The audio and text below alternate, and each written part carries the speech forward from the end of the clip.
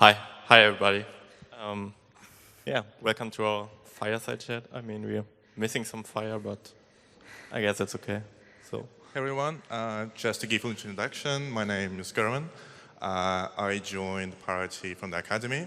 I'm one of the alumni, and I work with the smart contracts team, specifically with Ink, and Alex is working with Poly contracts.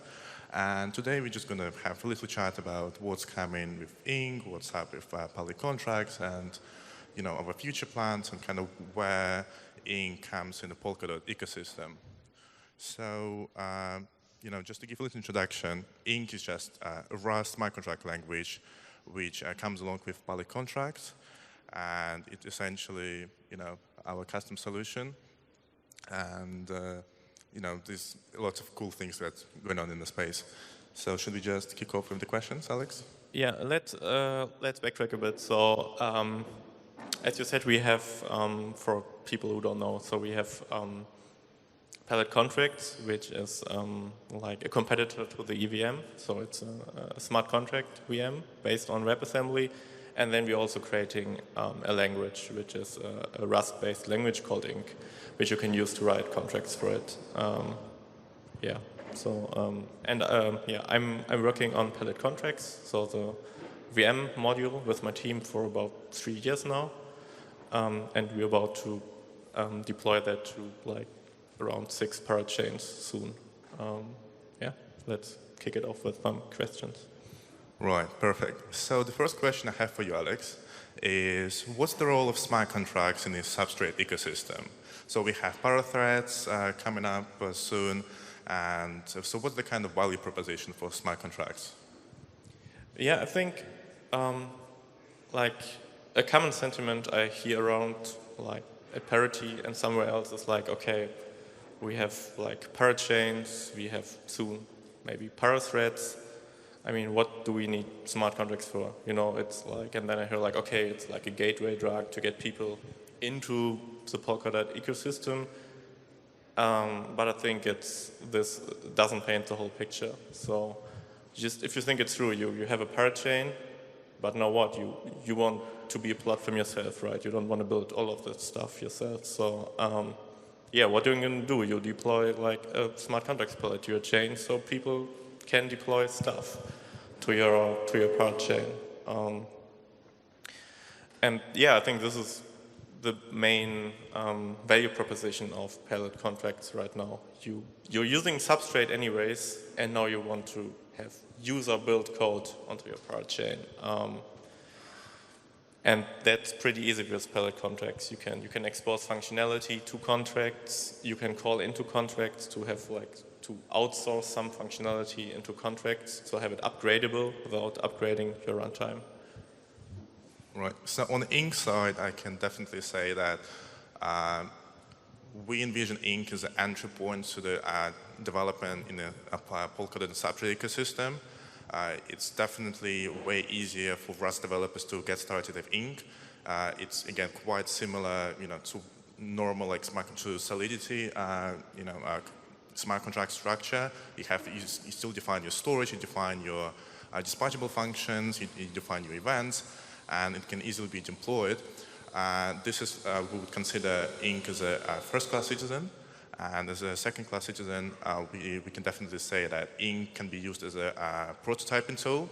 So let's say you've got your business idea, some business proposition, and before you go to VCs and secure funding, you want to first test out your idea. So the best thing to do is to potentially deploy your idea, your MVP, as a decentralized application, one of the parachains, gather the data, and gather the requirements and feedback from users.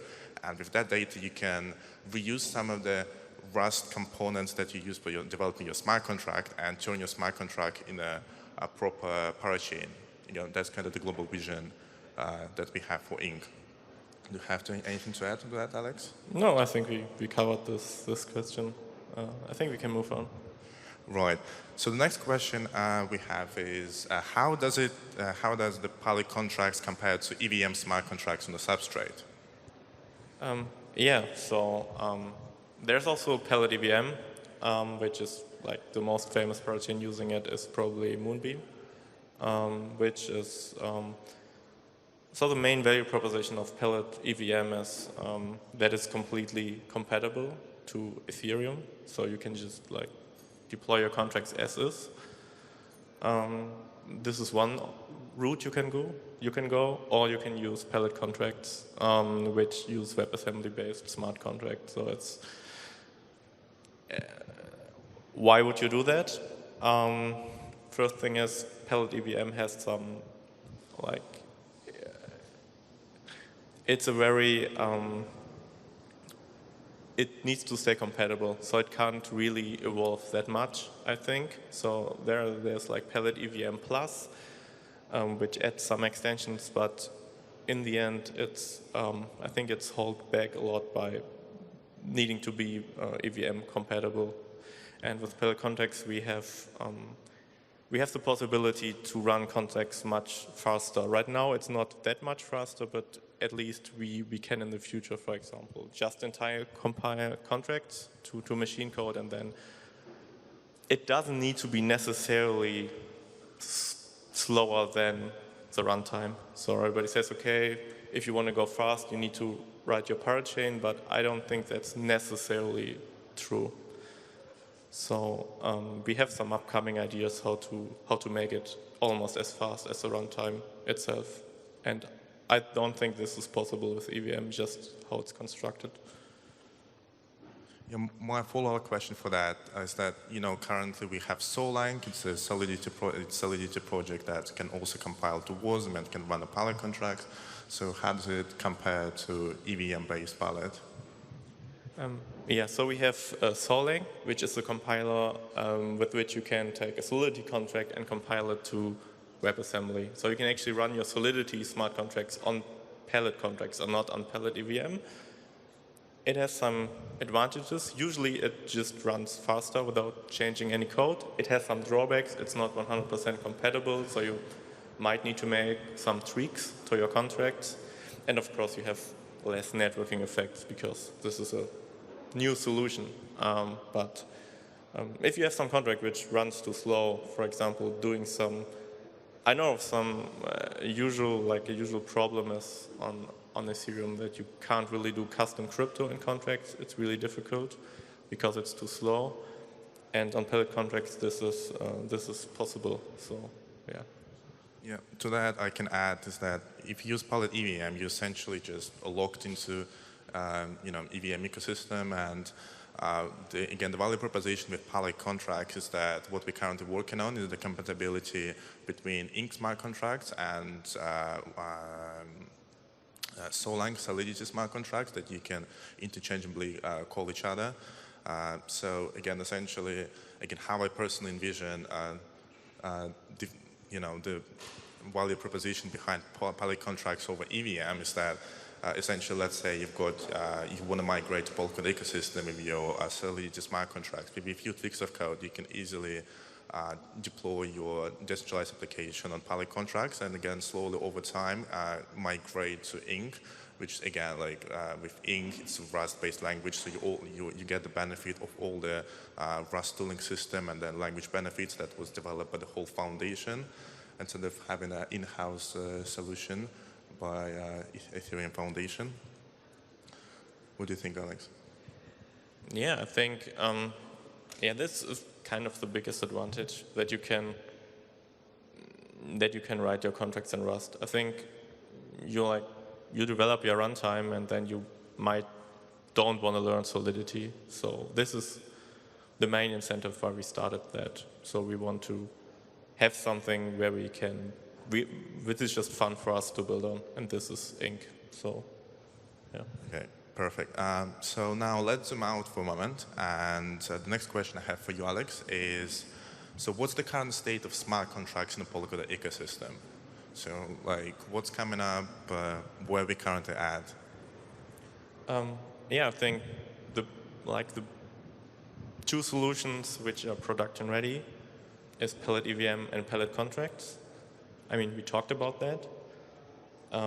There's also Gear, which is an upcoming solution, which goes completely different approach. So it's a departure from this transactional model. So it takes an async first approach. So I mean, it does some interesting design decisions like persistent memory, which allows you to stop and resume contracts, so you can possibly execute them over multiple blocks. But it comes with its own trade-offs, so it's certainly like unclear if it's. I mean, it will be like it's a different programming model, so it's like unclear how to make that easily programmable. So it's certainly an interesting thing. So I think those are the big three things like you can choose from. What you have to say about Gear is that it's not really meant to be like deployed on every parachain. I think their plan is mainly to have like their own parachain where you can then deploy your smart contracts. But I think there will be a talk later or tomorrow about that. So right now, if you want to deploy something, I would, of course, recommend pellet contracts. But yeah. So on that note, on Ink side, we can say that we are working on, again, stabilizing, making more production ready. And again, essentially, over time, currently the Ink is utilized mainly on Kusama, but we plan to roll out on Polkadot slow over time as we stabilize functions, close some bugs and issues. And again, the ultimate goal that we have for Ink is that essentially every single parachain adopted, and then we envision that parachains would essentially become their own platforms, and then which would essentially empower other developers to build decentralized applications on top of it. And then with a little heads up, we do plan to have XCM support for 4.1, I think. That's kind of the plan on our roadmap. Yeah, so right now we have the beta of Ink 4.0 out, which essentially stabilizes the ABI between contracts. So you can already deploy them and they will stay compatible. And yeah, with 4.1 we plan to add XCM support to Ink and pellet contracts. And then it's like you can dispatch XCM calls and receive responses from other parachains within contracts. Cool. And some, interesting question for you, Alex. We've seen other blockchains developing their own WASM-based smart contract platforms like Neum, Stellar, Cosmos, Solana. And the question I actually had for Mihi, and I'm going to ask the same question to you, Alex, is why isn't there a standard? Why don't we have like a standard for Rust-based, WASM-based smart contracts so far in the ecosystem of, generally? Yeah, I think behind this question is a common misconception I hear a lot. Let me take a few minutes to clear that up. Which is like, I think a lot of people think that, okay, it's about the bytecode, it's about WASM, that makes platforms similar to each other. But I think it's much more the API, like the functions your contract can call into your chain environment, like get balance, set balance, call contract, dispatch message, whatsoever. So, I mean, I get it. People need some word they can cling to, which right now is like WASM. But I don't think this is a unifying factor for a smart contract. For example, we experimented a bit with different bytecodes except WASM, and this is much easier than changing the API, for example. So this is one reason. Just because it's WASM, it isn't necessarily very similar. And the second reason why there is no standard is I think it's too early. We're just like in this, everything is new, nobody knows what's the best solution and how do we do it. Do we want transactional? Do we want actual model? Do we want whatever? And if we try to do standards now, we will just stifle innovation. So, yeah. Yeah, I would actually agree with that we're quite at early stage, and different platforms take a opinionated approach to developing their smart contracts. Like I think in Near, by default, their dispatchable functions are public, right? We did head-to-head comparison. The messages, they're public by default, aren't they? whereas we declare them as private. I mean, you're talking about yeah. So you're talking about like what's better about ink versus Solidity. Yes. Okay, yeah, for sure. Like, I mean, I think this was like it's not controversial that this was a design mistake in Solidity to make functions public by default. So that's we make it private by default, like in most. Yeah. So, and this kind of like an examples where like, as I said, like platforms take opinionated approach, but I can perfectly see that over time we will naturally merge to kind of a common standard. I think we quite like similar with intranet in the beginning. Like we still developing those concepts and we kind of move in parallel, but over time I think there's going to be a crossover point when we're going to like agree on certain things and develop a certain standard. Because I mean, I think it's going to be beneficial for the whole ecosystem in general if we kind of develop some sort of standards for smart contracts. I mean, we do have ERC standards for tokens, and I think over time we can perfectly see that we're going to have some sort of similar standards for Rust-based smart contracts. Yeah. Eventually there will be something, I think. I mean, I think right now it might be too early, but yeah, eventually we want something like this, just to be able to deploy everywhere and not having to write for every chain a new contract. Yeah. I mean, how are we with the time? Yeah, how are we with time? I mean, I think it's a time for Q&A. So can we get a mic to the audience?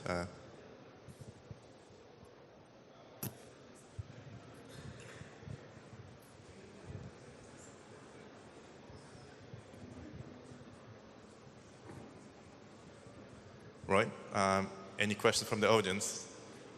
Right, there's one question down there.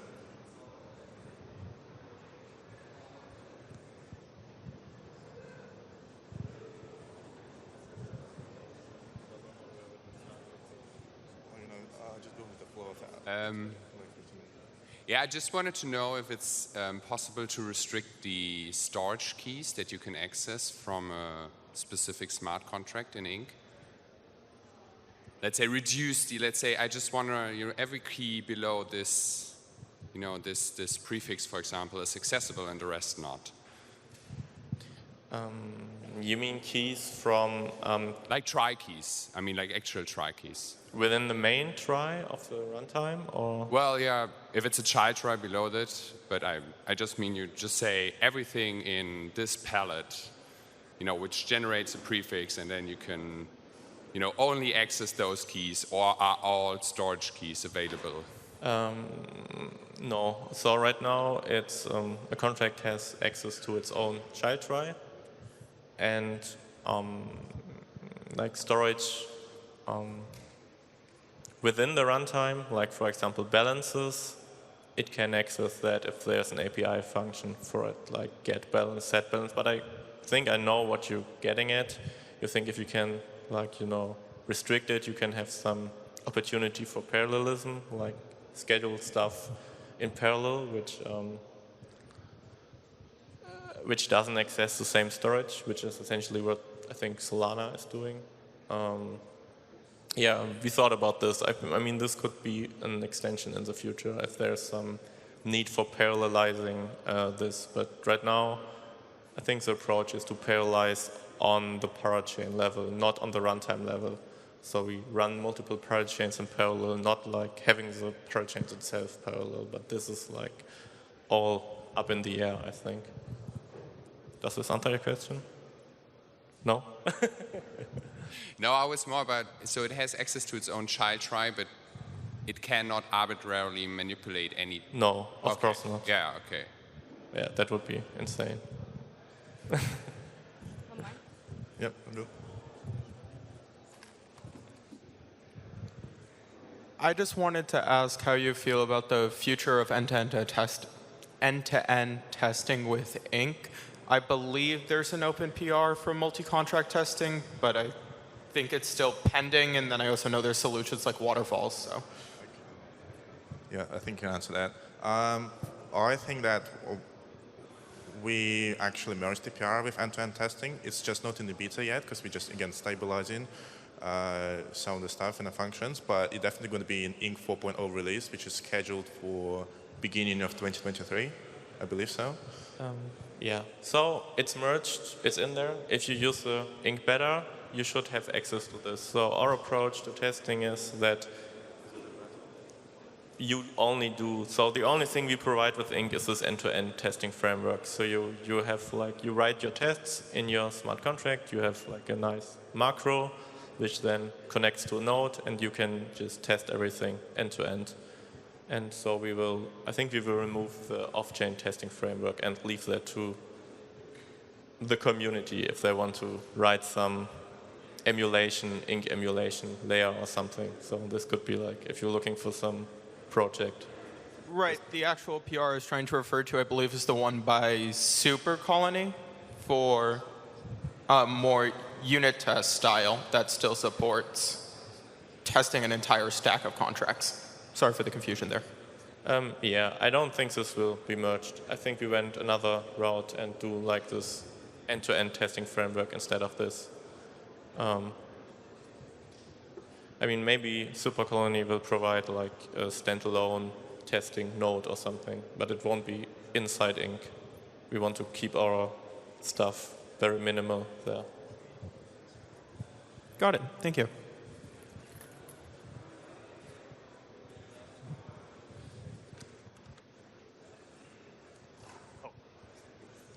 Thank you for the nice talk. A simple question. So generally speaking, how challenging is it to add more language support for contract palettes? More languages? Yeah, more languages, not just Rust, but other languages. How challenging would it be? It's not challenging at all. So, I mean, there's an LLVM backend for WebAssembly. So if you want to write a new language, you can just write an LLVM frontend. If you want an existing language, you're already good to go. So just compile it to WebAssembly, and like the interface to palette context is very minimal. You have two functions, call and deploy. You need to export them and put your code in there. That's it. I mean, yeah. And then the documentation for that is provided, or is it something like you have to really dig into? I mean, there's a README file. Thank you. Well, I think there was a question down there. Feeling? Yeah. What are your plans to push the adoption of Ink over Solidity? Thanks. You want to have a try? So, again, as I said, like during the chat, is that the value proposition is that we want to essentially all the parachains not to do the job themselves, but essentially become essentially platforms and empower developers to build decentralized applications. You know, like going to be a multi-layer application on top of each other, because you've got Ethereum and then you've got, you know, Uniswap, like amazing application, or like Curve. So we want to kind of have similar applications on Polkadot, but where we also want to, you know, kind of go to is with, you know, extensibility, you know, with chain extensions we have right now, is that essentially each parachain can tweak the parallel contracts and to their needs and essentially expose a certain functionality that's unique to their parachain. And with XEM, imagine now you have an application, let's say sitting on A-star that can talk to cross network, and then essentially you've got like cross-chain communication, and essentially it unlocks so many, you know, possibilities for like so many, you know, business opportunities and value propositions. And I think in terms of the chain extensions, Alex can add more. Yeah, I think our plan is to essentially have this deployed on every parachain, enable XCM, and then there's kind of networking effects. So this was so developers like see a reason to use that and don't feel obliged to use Palette EVM just because everybody's using it. So I think that's kind of the plan. And why would parachains deploy it? Because yeah, we have like, it's easier to call into and expose functionality than with Palette EVM, because the bridge to a WASM smart contract is easier than like the bridge between an EVM smart contract and WASM runtime. That's our plan right now. I mean, Emily, how are we with time?